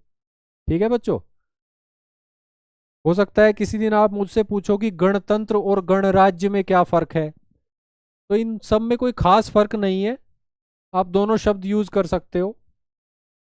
ठीक है बच्चों, आगे बढ़ते हैं। आर्थिक समानता समानता का एक और आयाम है आर्थिक समानता। आर्थिक समानता यानी इकोनॉमिक इक्वालिटी। और इकोनॉमिक इक्वालिटी की जो बात है वो राज्य की नीति के निदेशक तत्वों यानी directive principles of state policy में की गई है, और विशेष रूप से आर्टिकल 39 में। ठीक है बच्चों, आर्टिकल 39 में, आर्टिकल 39 में भारत के संविधान के अनुच्छेद 39 में जो राज्य की नीति के निदेशक तत्वों का भाग है, उसमें आर्थिक समानता की दिशा में बढ़ने की बात की गई है। यानी कि आय की, संपत्ति की और अन्य आर्थिक संसाधनों के संकेंद्रण को कम करके आय और संपत्ति की असमानता को कम करने की बात की गई है। ठीक है बच्चों, तो कहीं ना कहीं आर्थिक समानता की दिशा में बढ़ने की बात की गई है। तो यहाँ पे आप देख रहे हैं कि समानता के 3 आयाम हैं, सिविक इक्वालिटी, पॉलिटिकल इक्वालिटी और इकोनॉमिक इक्वालिटी। और उनसे संबंधित जो अनुच्छेद हैं उनकी चर्चा भी हम लोगों ने यहाँ पर कर ली। ठीक है बच्चों, तो प्रस्तावना में समानता के संबंध में जो बेसिक जानकारी हमें प्राप्त करनी थी वो हम कर चुके हैं। अब आगे बढ़ते हैं। दिव्या ठाकुर जी कह रही हैं सर नोट्स कहाँ से मिलेंगे। देखिए, जो स्लाइड मैं यूज कर रहा हूं आपको पढ़ाने के लिए, यही आपको पीडीएफ फॉर्मेट में मिल जाएंगे। रोजगार विद अंकित मोबाइल ऐप पर आपको जाना होगा और वहां से आप जो है प्रोसेस को फॉलो करके डाउनलोड कर सकते हो। ठीक है बच्चों, वही आपके नोट्स हैं और बहुत ही अच्छे नोट्स हैं जो आपको समझ में भी आएंगे और याद भी रहेंगे। ठीक है बच्चों, आगे बढ़ते हैं। बंधुत्व। बंधुत्व शब्द का प्रयोग भारत के संविधान की प्रस्तावना में किया गया है। बंधुत्व यानी फ्रेटर्निटी, बंधुत्व यानी फ्रेटर्निटी। ठीक है बच्चों, बंधुत्व का सीधा सा अर्थ है भाईचारे की भावना का विकास, भाईचारे की भावना का विकास। और भाईचारे की भावना के विकास के संबंध में आप देखिए कि भारत के संविधान में एकल नागरिकता का प्रावधान किया गया है। एकल नागरिकता यानी सिंगल सिटीजनशिप की व्यवस्था की गई है।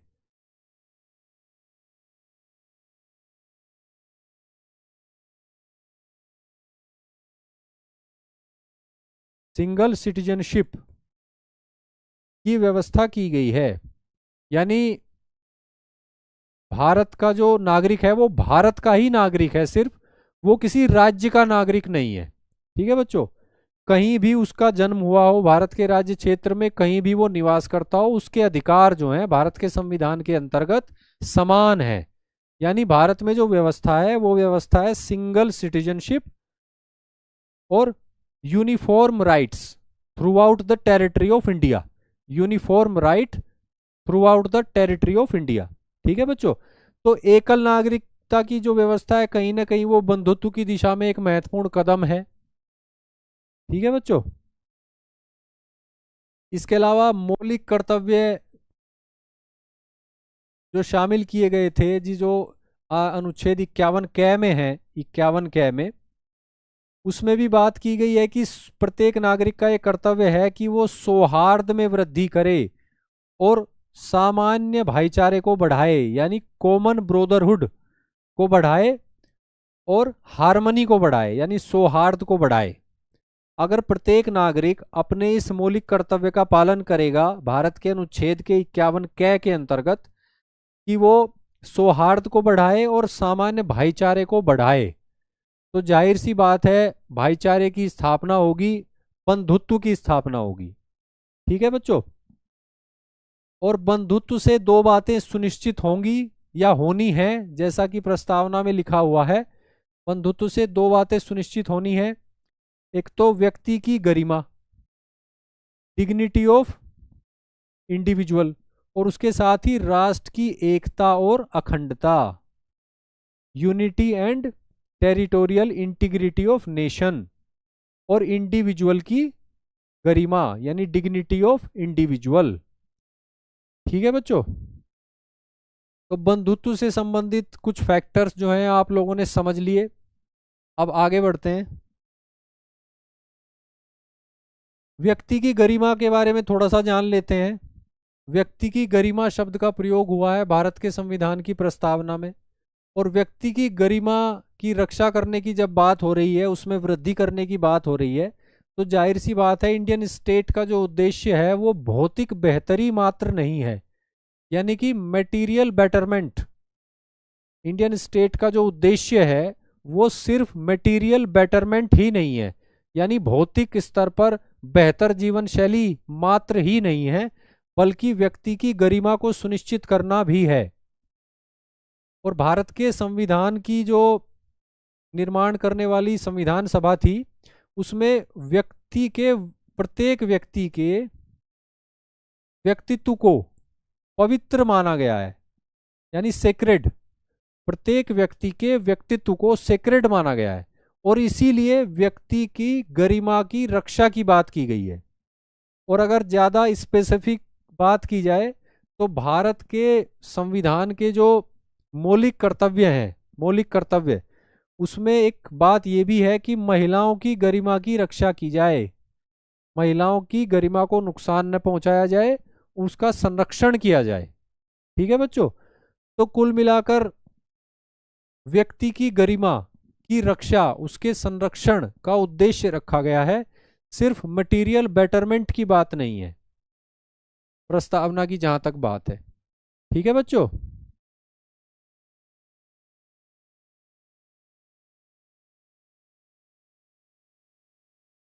प्रियम्बल को संविधान की आत्मा कहा गया है, बिल्कुल सही बात है, क्योंकि प्रियम्बल से काफ़ी पता चल जाता है कि संविधान में क्या क्या है, किन सिद्धांतों को अपनाया गया है। वेरी गुड, बिल्कुल सही बात है बच्चों। आगे बढ़ते हैं। अच्छा, राष्ट्र की एकता और अखंडता के कुछ डायमेंशंस हैं, वो और देख लेते हैं। राष्ट्र की एकता और अखंडता यानी unity and territorial integrity of nation, ये शब्द भी प्रयुक्त हुए हैं भारत के संविधान की प्रस्तावना में। तो इसके दो डायमेंशन है, वो देख लेते हैं। क्षेत्रीय आयाम यानी टेरिटोरियल डायमेंशन, टेरिटोरियल डायमेंशन। ठीक है बच्चों, क्षेत्रीय आयाम यानी टेरिटोरियल डायमेंशन, और मनोवैज्ञानिक आयाम यानी कि psychological dimension, psychological dimension. Clear है बच्चों। क्षेत्रीय आयाम की अगर बात करें तो आर्टिकल 1 पे ध्यान जाता है। आर्टिकल 1 में बताया गया है कि इंडिया जो है वो यूनियन ऑफ स्टेट्स है, यूनियन ऑफ स्टेट्स। ठीक है बच्चों, और यहाँ पे फेडरेशन शब्द का प्रयोग नहीं किया गया है, यूनियन शब्द का प्रयोग किया गया है। और यूनियन शब्द का जो प्रयोग है वो कई बातें उससे क्लियर होती हैं।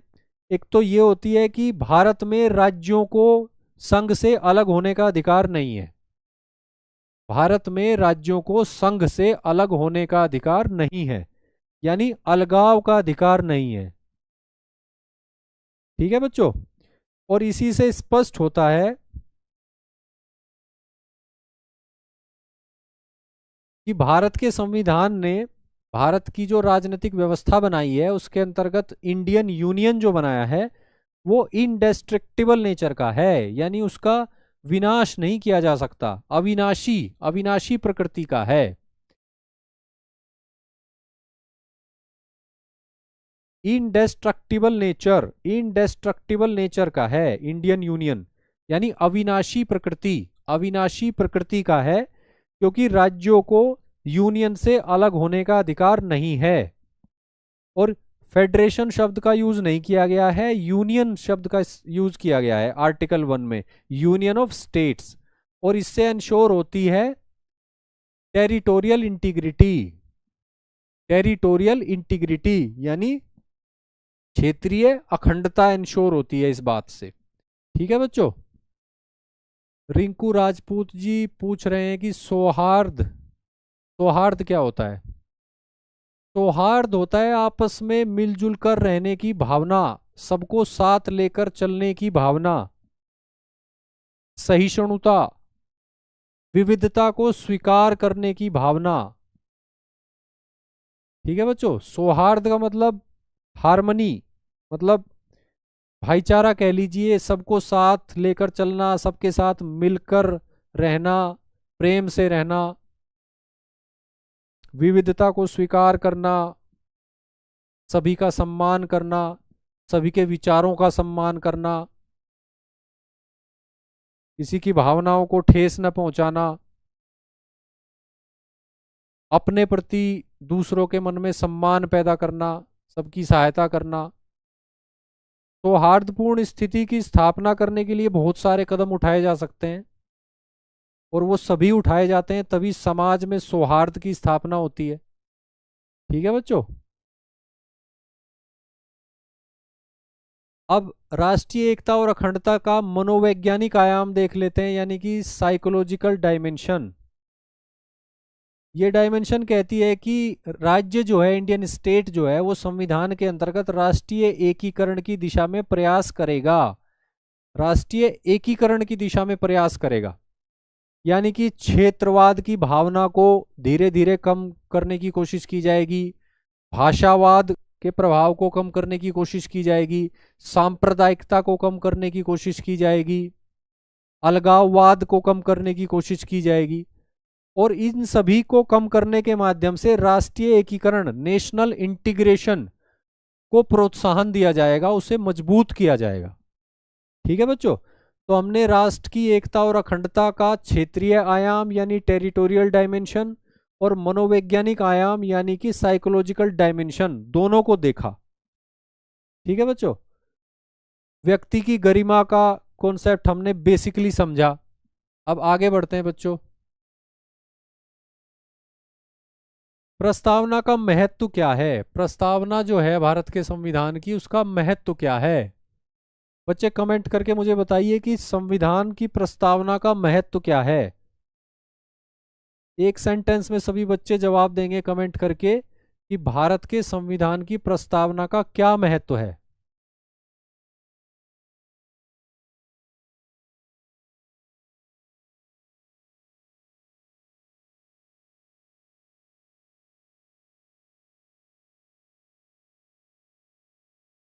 आज सब अपनी अपनी सरकार बनाने में लगे हैं, इसीलिए क्लास नहीं लेने आए शायद। मुझे भी ऐसा ही लग रहा है, और इसमें कोई बुराई नहीं है। पॉलिटी, राजनीतिक व्यवस्था को समझने के लिए चुनाव, चुनावों के परिणाम, चुनावों के परिणाम के बाद होने वाली गतिविधियां, कैसे अब सरकार बनेगी, इस पर एक बारीक नज़र आप लोगों को रखनी चाहिए। आप पॉलिटी के विद्यार्थी हैं, सिविल सेवक बनने जा रहे हैं, तो सभी को रुचि भी रखनी चाहिए। क्लास अटेंड करने के बाद आप समय मिलेगा तो देखना कि किस किस तरह की पॉलिटिकल एक्टिविटी होगी, गठबंधन किस तरह व्यवहार करेंगे, राजनीतिक दल किस तरह व्यवहार करेंगे, कहाँ कौन कॉम्प्रोमाइज करेगा, कहाँ कौन किंग मेकर बनेगा, और फाइनली जो है राष्ट्रपति किसको सरकार बनाने के लिए आमंत्रित करेंगे और किसकी सरकार बनेगी। ठीक है बच्चों। तो वो आपकी विजडम को बढ़ाएगा, पॉलिटिकल विजडम को, आप पॉलिटी के बेटर स्टूडेंट बनोगे। ठीक है बच्चों। आगे बढ़ते हैं, प्रस्तावना का महत्व देख लेते हैं। प्रस्तावना में सामान्य दर्शन यानी बेसिक फिलोसफी और आधारभूत मूल्य दिए गए हैं। आधारभूत मूल्य यानी कि फंडामेंटल वैल्यूज और बेसिक फिलोसफी दी गई है भारत के संविधान की। भारत के संविधान का सामान्य दर्शन और आधारभूत मूल्य प्रस्तावना में दिए गए हैं। इसके अलावा प्रस्तावना जो है वो संविधान सभा यानी कॉन्स्टिट्यूएंट असेंबली की महान यानी ग्रैंड और आदर्श सोच को अभिव्यक्ति देती है। संविधान सभा की महान और आदर्श सोच को अभिव्यक्ति देती है प्रस्तावना।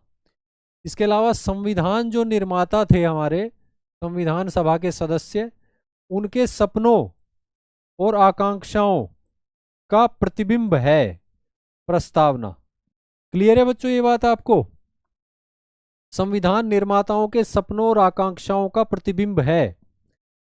और चूंकि प्रस्तावना इतनी ज्यादा महत्वपूर्ण है, इसलिए उसकी तारीफ में काफी बातें कही गई हैं। क्या कहा गया है वो देख लेते हैं। गणतंत्र का भविष्य फल है यानी होरोस्कोप ऑफ रिपब्लिक। किसी ने कहा कि प्रस्तावना जो है वो भारतीय गणतंत्र का भविष्य फल है, यानी होरोस्कोप। ठीक है बच्चों। किसी ने कहा कि भारत के संविधान का सर्वाधिक सम्मानित भाग है, सर्वाधिक सम्मानित भाग है। किसी ने कहा कि संविधान की चाबी है, यानी संविधान की कुंजी। बोला प्रस्तावना जो है भारत के संविधान की कुंजी है, ऐसा बोला गया।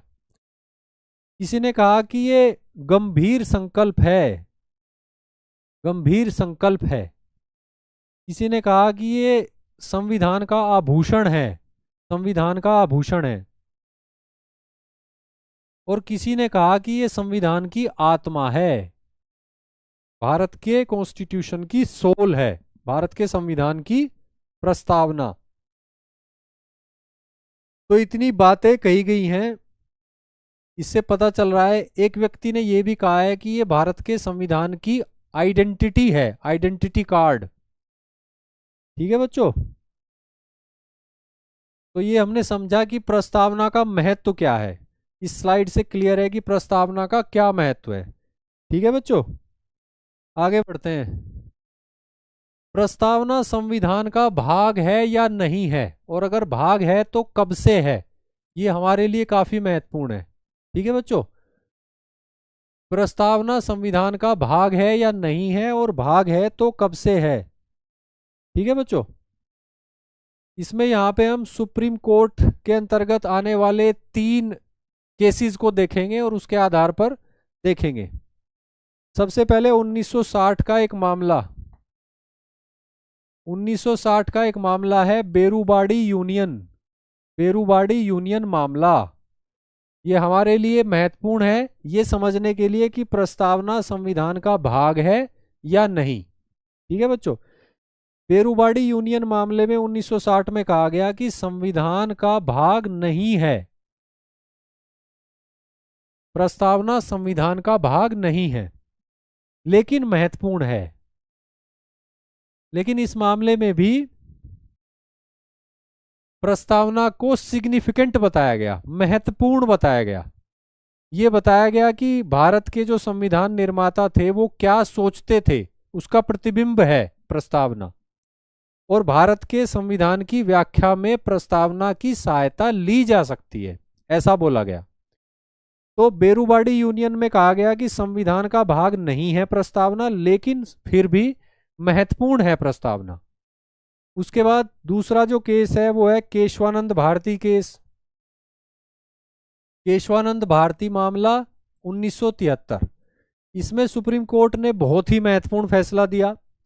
उसने कहा कि प्रस्तावना जो है वो संविधान का भाग है, प्रस्तावना संविधान का भाग है और अत्यधिक महत्वपूर्ण है।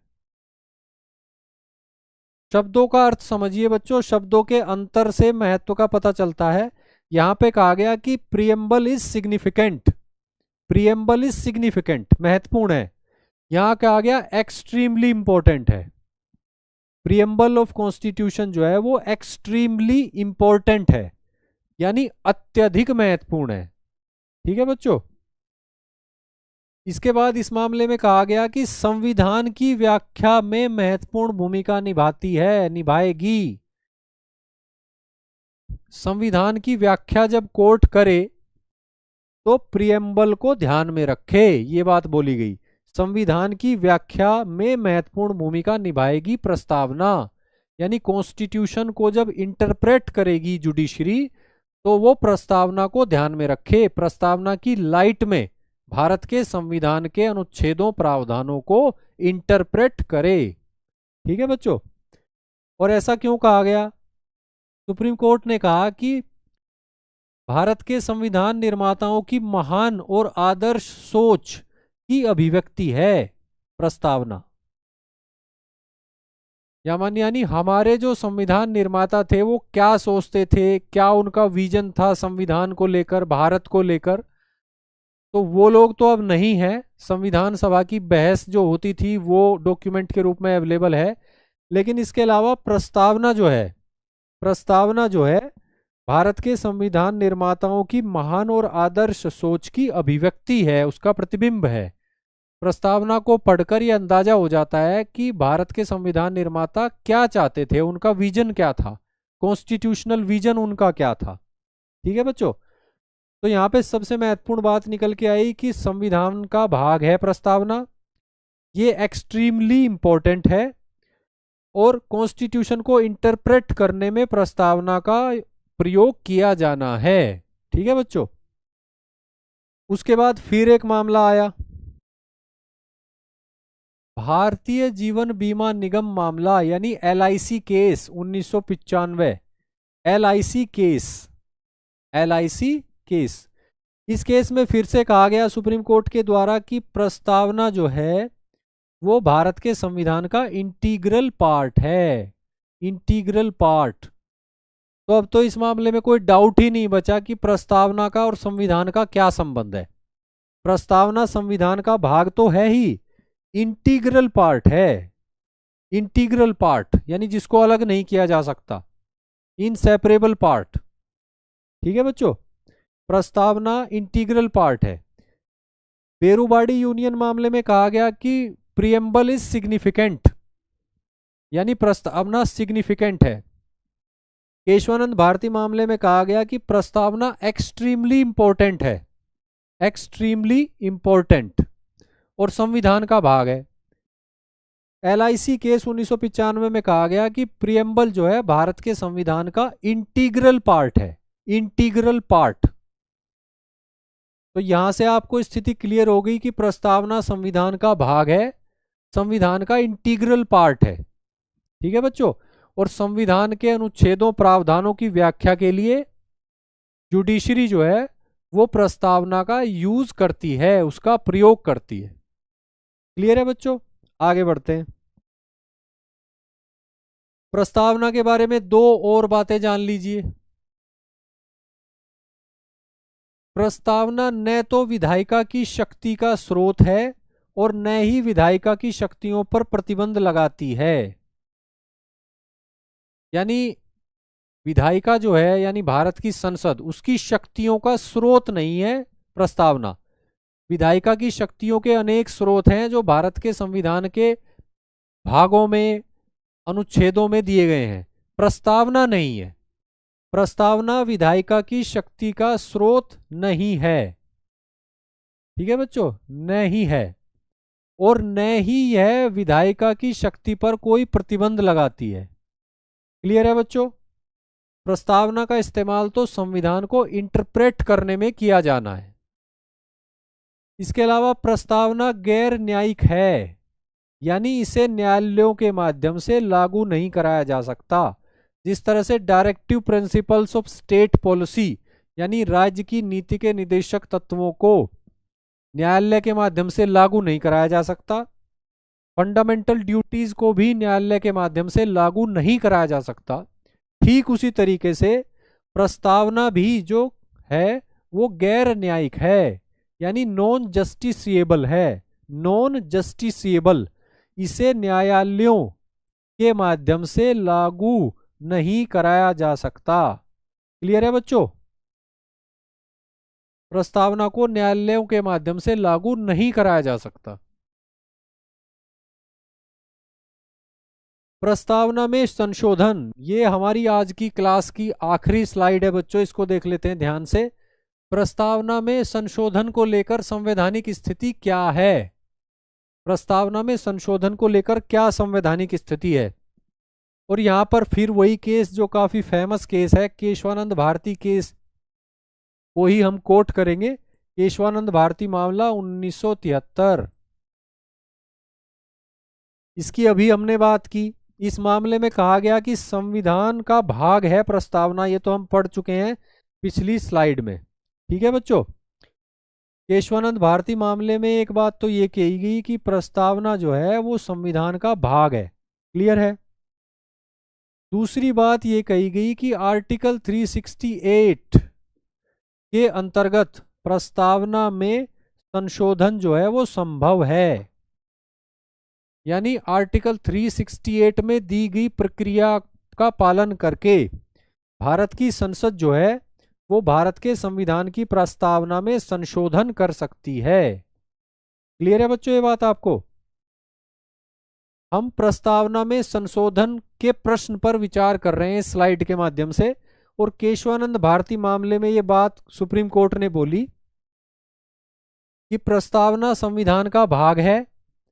आर्टिकल 368 के अंतर्गत प्रस्तावना में संशोधन संभव है, लेकिन जो सबसे महत्वपूर्ण बात यहां पे बोली गई वो ये है कि बेसिक स्ट्रक्चर डॉक्ट्रिन जो है, बेसिक स्ट्रक्चर डॉक्ट्रिन यानी मौलिक संरचना का जो सिद्धांत है उसके अंतर्गत प्रस्तावना भी आती है, प्रस्तावना पर भी लागू होता है। मौलिक संरचना का जो सिद्धांत है वो प्रस्तावना पर भी लागू होता है।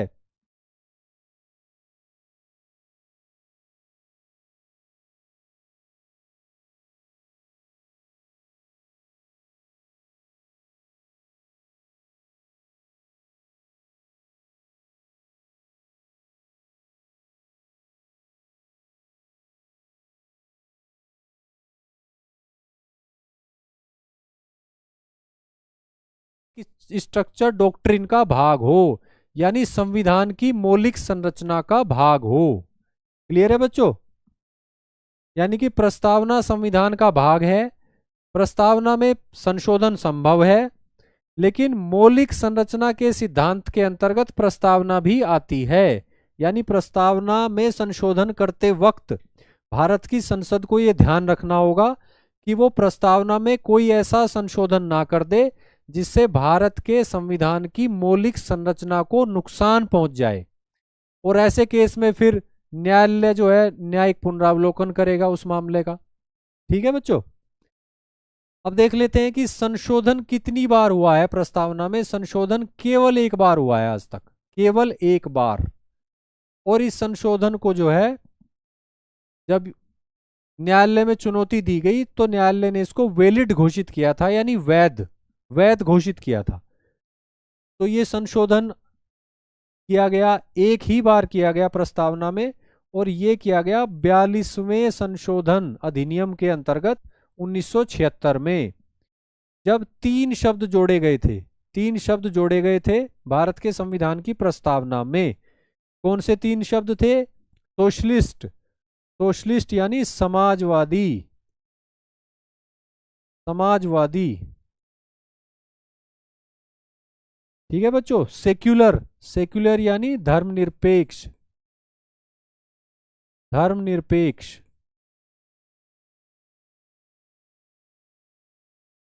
और इंटीग्रिटी, इंटीग्रिटी यानी अखंडता, अखंडता।